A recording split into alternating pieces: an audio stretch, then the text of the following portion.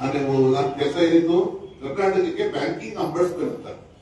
Ambassador ಅಂದ್ರೆ ಲೋಕಪಾಲಕರು ಕೆಲಸ ಏನು ಕಂಪ್ಲೇಂಟ್ ಅನ್ನ ಸಾಲ್ವ್ ಮಾಡೋದು ತೆಗೆದು. ಈ ಕರ್ನಾಟಕದ ತಮಿಳುನಾಡು ಸಹ ಇದೆ. ತಮಿಳುನಾಡು ಪಾಂಡಿಚೇರಿ ಚಾರ್ಜ್ ಇದೆ ಸುಮಾರು ವರ್ಷ. ಲಕ್ನೋದಲ್ಲಿ ಉತ್ತರ ಪ್ರದೇಶದಲ್ಲಿ ಕೆಲಸ ಮಾಡಿದ್ದೀನಿ. ಯಾಕೆ ನನ್ನ ಅನುಭವ ಹೇಳೋದಾದ್ರೆ ಸುಮಾರು ಸಲ ನಮ್ಮವರು ಓದಲ್ಲ. ಅಂಗಡಿಗೆ ಹೋಗ್ಬೇಕಿದ್ರೆ ಬದನೆಕಾಯಿ ಬೇಕಿದ್ರೆ ಹಿಂದೆ ಮುಂದೆ ನೋಡ್ತೀರಾ, ಟೊಮೊಟೊ ನೋಡ್ತೀರಾ ಬೇಕಿದ್ರೆ ಇದು ನಾಟಿ ಟೊಮೊಟೊ ಅದು ಬೆಂಗಳೂರು ಟೊಮೊಟೊ ಅಂತ ಮಿಕ್ಸ್ ಆಗ್ಬಿಟ್ಟಿದ್ರೆ ಸಪರೇಟ್ ಮಾಡ್ತಾ ಹಾಕ್ತೀರಾ. ಅದಕ್ಕೆ ಅದು ಸಾಲ ತಗೋಬೇಕಿದ್ರೆ ಅದು ಓದಲ್ಲ. ಸ್ಮಾಲ್ ಪಾಯಿಂಟಲ್ ಹಾಕಿರ್ತಾರೆ, ಅದು ಇದೆ ಕಾನೂನಲ್ಲಿ, ಅದು ಹೇಳಿದೆ ಸ್ಮಾಲ್ ಪಾಯಿಂಟಲ್ ಹಾಕಂಗಿಲ್ಲ, ಇಷ್ಟೇ ಫಾಂಟ್ 12 ಫಾಂಟಲ್ ಹಾಕ್ಬೇಕು ಅಂತಲೂ ಕಾನೂನಲ್ಲಿದೆ. ಆಯ್ತಾ ಇರ್ಲಿ, ಆದ್ರೆ ಅವ್ರು ಏನೇನು ಚಾಪೆಗಳು ನೋಡ್ಕೊಳ್ಬಹುದು, ನೀವು ಹುಷಾರಾಗಿ. ಅದು ನನ್ನ ಒಂದು ಕಳಕಳಿಯ ಮನವಿ. ಎರಡನೇದು, ಈ ಮೊಬೈಲ್ ಬ್ಯಾಂಕ್ ಅಥವಾ ಇಂಟರ್ನೆಟ್ ಬ್ಯಾಂಕ್ ಅಥವಾ ಬ್ಯಾಂಕಿಂಗ್ ಬಗ್ಗೆ ಟ್ರಾನ್ಸಾಕ್ಷನ್ ಮಾಡ್ಬೇಕಿದ್ರೆ ಚೆಕ್ ಮೇಲೆ ಸಿಂಪಲ್ ಸೈನ್ ಮಾಡ್ಬೇಕು, ಬ್ಲಾಂಕ್ ಚೆಕ್ ಕೊಟ್ಕೊಡೋದು, ಅದೆಲ್ಲ ಸ್ವಲ್ಪ ಹುಷಾರಾಗಿ.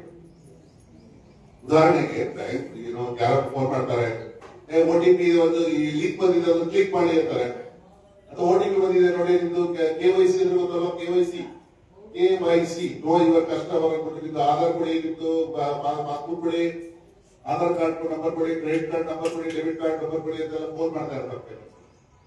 ಆಯ್ತಾ, ಆ ಫೋನ್ ಮಾಡುವಾಗ ಯಾರು ಸಹ ನಿಮ್ಮ OTP, ನಿಮ್ಮ ಅಕೌಂಟ್ ನಂಬರ್, ಕಾರ್ಡ್ ನಂಬರ್ ಯಾರು ಕೇಳೋದಿಲ್ಲ.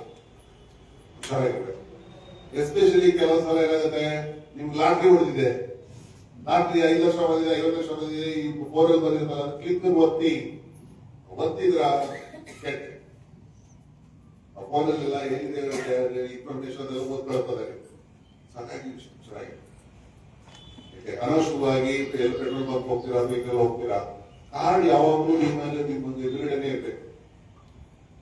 ಡೆಬಿಟ್ ಕಾರ್ಡ್ ಆಗಲಿ ಕ್ರೆಡಿಟ್ ಕಾರ್ಡ್ ಆಗಲಿ ನಿಮ್ ಕಣ್ಣು ಎದುರುಗಡೆ ಕಾಣ್ತಾ ಇರ್ಬೇಕು ಯಾವಾಗಲೂ. ಆಯ್ತಾ, ಯಾರಾದ್ರೂ ನಿಮ್ಗೆ ಮಿಸ್ಯೂಸ್ ಮಾಡ್ಬೇಕು ಅಂದ್ರೆ ಡೆಬಿಟ್ ಕಾರ್ಡ್ ಕ್ರೆಡಿಟ್ ಕಾರ್ಡ್ ನ, ಆಯ್ತಾ, ಅದ್ರ ಫೋಟೋ ಹೊಡ್ಕೊಂಡ್ರೆ ಸಾಕು.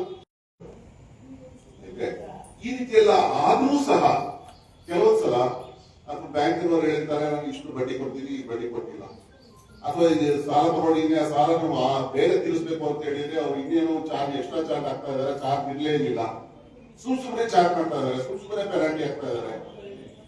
ಇದು ಸರಿಯಲ್ಲ ಅಂತ ಪ್ರಶ್ನೆ ಬಂದ್ರೆ ಏನ್ ಮಾಡಬೇಕು? ಯಾವುದೇ ಕುಂದುಕೊರತೆಗಳಿದ್ರೆ ಬ್ಯಾಂಕಿನವರು, ಇನ್ಶೂರೆನ್ಸ್ ಕಂಪನಿ, ಯಾವ್ದಾದ್ರು ಆಯ್ತು, ಹೇಗೆ ನಮ್ಮ ಪರಿಹಾರ ಮಾಡ್ಕೋಬೇಕು ಅನ್ನೋದ್ರ ಬಗ್ಗೆ ಒಂದು ಮನೆ ಸಿಂಪಲ್ ಏನಂತ ಹೇಳಿದ್ರೆ ಬ್ಯಾಂಕ್ ಮ್ಯಾನೇಜರ್ ಭೇಟಿ ಮಾಡ್ತೀವಿ. ಈ ತರ ಇದೆ ಉತ್ತರ ಬೇಕು, ಉತ್ತರ ಬರ್ಲಿಲ್ವಾ ಅದನ್ನೇ ಒಂದ್ಸಲ ಬರೀನಿ, ಕನ್ನಡದಲ್ಲಾಗ್ಲಿ ಯಾವುದೇ ಭಾಷೆಗಳಾಗ್ಲಿ.